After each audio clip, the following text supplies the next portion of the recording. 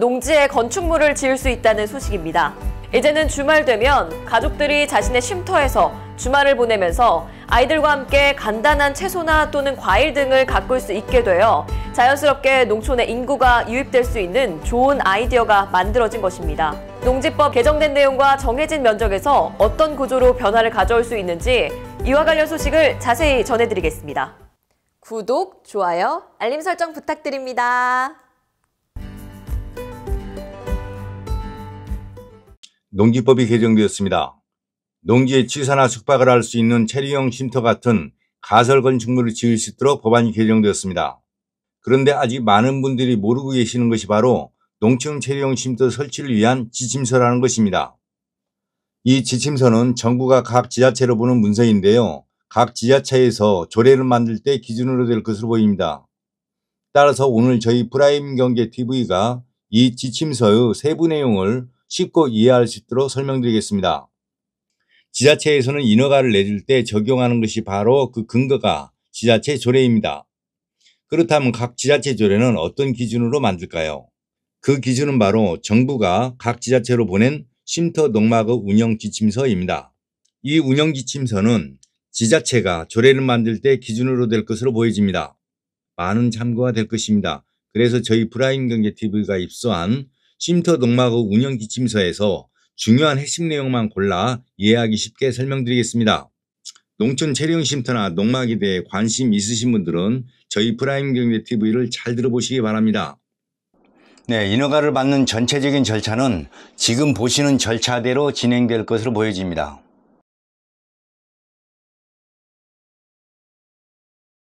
그러면 지금부터 농촌 체류형 쉼터 인허가에서부터 설치 완료 시까지 자세히 설명드리겠습니다.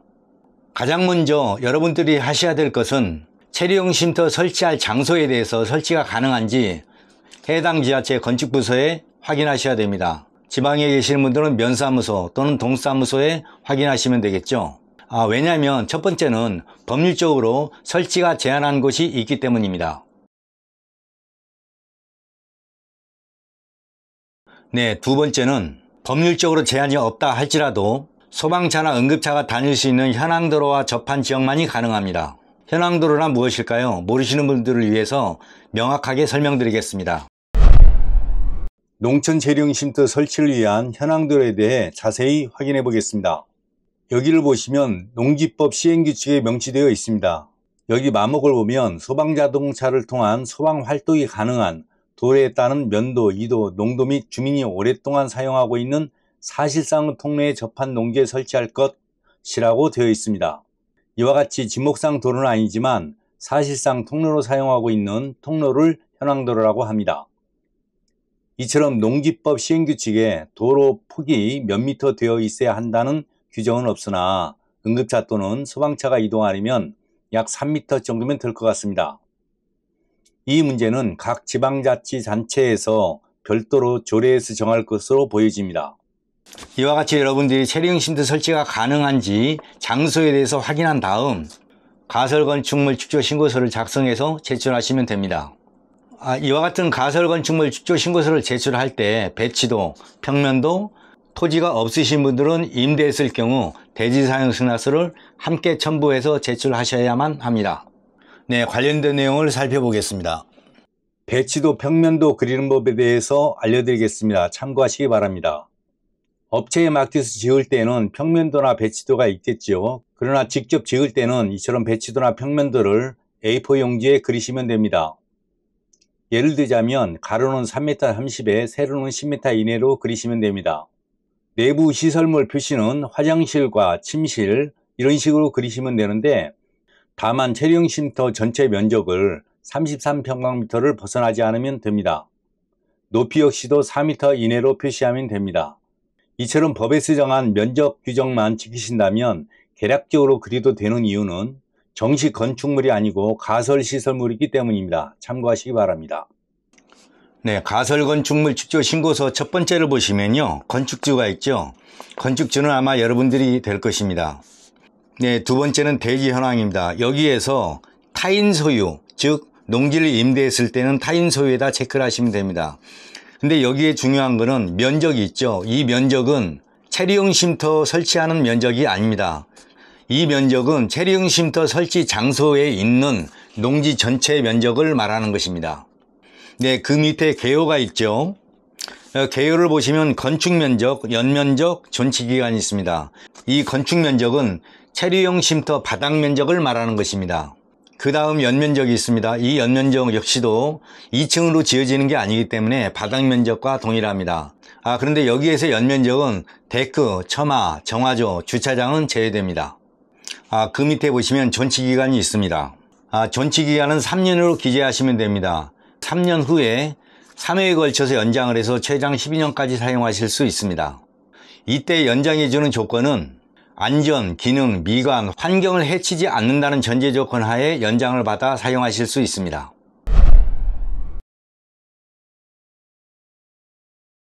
자, 그 다음 아래로 내려가면 동별 개요가 있습니다.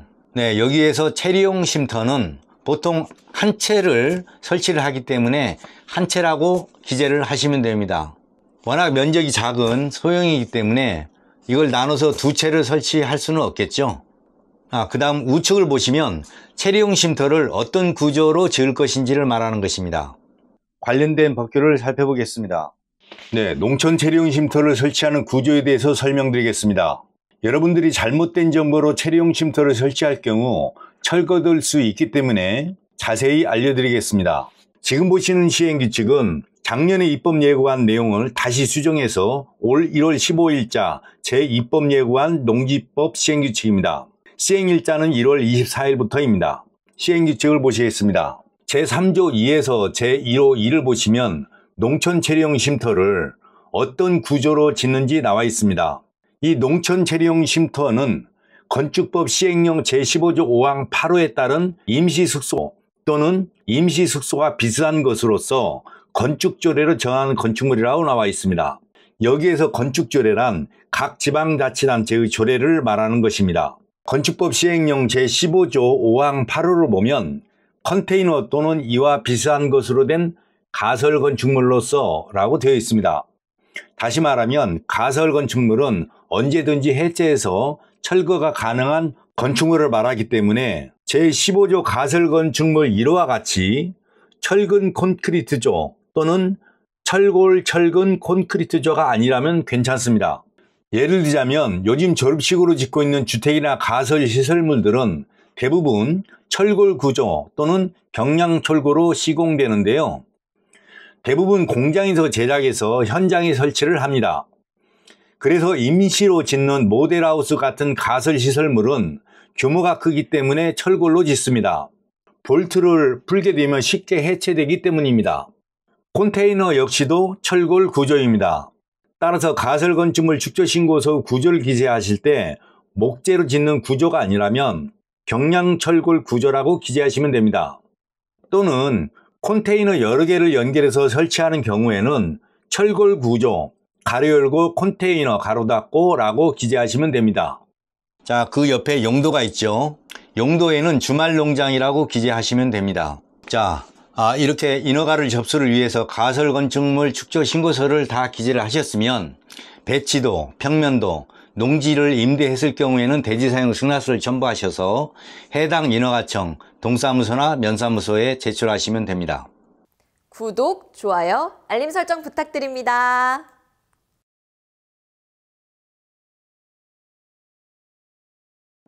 답변은 농촌 체리용 쉼터 합산 면적의 2배가 넘는 농지를 갖추고 있어야 된다는 점입니다. 합산 면적이란 쉼터의 33평방미터, 그 다음에 처마, 정화조, 주차장, 데크까지 전체 포함된 면적을 말하는 것입니다. 답변은 농촌 체리용 쉼터는 가설 건축물이기 때문에 높이를 4m로 제한을 하고 있습니다. 즉 4m 이내에서는 다락방 설치도 가능한데요. 평다락일 경우는 1.5m, 경사다락일 때는 1.8m까지 다락방을 설치할 수 있습니다. 네, 이와 같이 높이를 제한한 규정은 기존 법규에서 주택을 건축할 때도 적용된 규정이기도 합니다.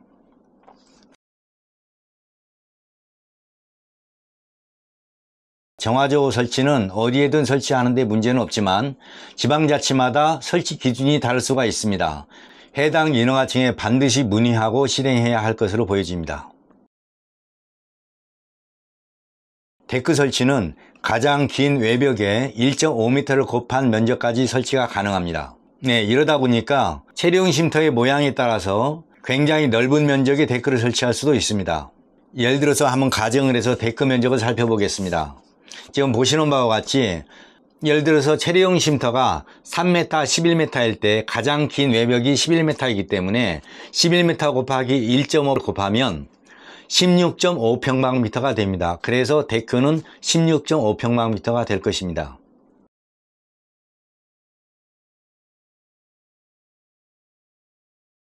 농촌 체류용 쉼터는 숙박이 가능하기 때문에 일면의 주차장도 13.5평방미터까지 설치할 수 있습니다.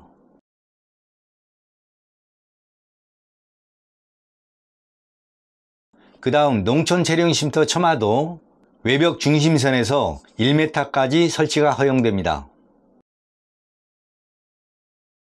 앞서 말씀드린 바와 같이 농촌 체류용 쉼터는 반드시 구급차나 소방차가 통행이 가능한 현황도로와 접해 있어야 된다고 말씀드렸습니다. 따라서 맹지는 불가능하지만 지적상에는 맹지라 할지라도 구급차나 소방차가 접할 수 있는 지역이라면 해당 인허가청에서 충분히 농촌 체류용 쉼터가 설치가 가능할 것으로 보여집니다. 기존 농막은 숙소를 사용할 수 없기 때문에 농촌 체류용 쉼터의 요건을 갖추고 있는 장소라면 농촌 체류용 쉼터로 전환이 가능합니다. 농촌 체류용 쉼터는 가설시설물이기 때문에 양도세, 종부세, 부동산세는 납부 대상이 아닙니다. 다만 지방세법에 따라 취득세와 재산세는 납부될 수도 있습니다. 그린벨트 경우에는 지방자치단체의 조례에서 별도로 정해질 것으로 보여집니다. 왜냐하면 그린벨트를 할지라도 현재 농지를 가꾸고 있으면서 응급차, 소방차 통행이 가능한 장소라면 이를 전제로 농촌 체류용 쉼터 설치가 가능하지 않겠느냐는 의견도 있었습니다. 따라서 현재 농지를 사용하고 있는 여건에 따라서 각 지방자치단체에서 조례에서 정해질 것으로 보여집니다. 다음 마지막 순서에는 이와 같은 체류용 쉼터를 공장에서 만들어서 현장에 설치하는 모듈 주택에 대해서 소개해 드리겠습니다. 이러한 모듈 주택들이 요즘 인기가 굉장히 많은데요. 이렇게 인기가 많은 이유는 현장에서 직접 짓는 것보다 더 견고하기 때문입니다. 농촌 체류용 쉼터는 한번 설치를 하면 10년 이상 사용하게 되실 텐데요. 설치하는 현장은 농지, 즉 노지이다 보니까 집안 침하 등 누수가 발생될 확률이 굉장히 높습니다. 그런데 이러한 모듈 주택들은 직접 시공했을 때보다 누수나 뒤틀림 이런 것들이 매우 적다고 합니다. 이러한 모듈 주택에 대해서 대기업들도 생산에 뛰어들었는데요. 그런데 중요한 것은 이와 같은 모듈 주택을 만드는 중소기업들이 금방 만들었다가 또 회사가 금방 사라지는 경우가 많기 때문에 여러분들이 잘 선택하셔야 될 것으로 보여집니다. 그래서 저희가 오늘 여러분께 모듈 주택을 생산하는 업체를 소개해 드리고자 합니다. 아주 오랜 기간 동안 모듈 주택의 선구자 역할을 칭하고 있는 기업인데요. 연하우징은 다양한 모듈 주택과 농촌 체류용 쉼터 주택에 대해서도 직접 제작 생산하고 있습니다. 이와 같이 오랜 전통을 가지고 있는 중소기업들은 가격 경쟁력이나 품질 면에서 매우 우수하다고 합니다. 여러분들이 꼼꼼히 살펴보시고 선택하시기 바랍니다. 이상으로 농촌 체류용 쉼터를 다양한 공간 구성으로 만들어서 전시된 현장을 다녀와 봤습니다. 구독, 좋아요, 알림 설정 부탁드립니다.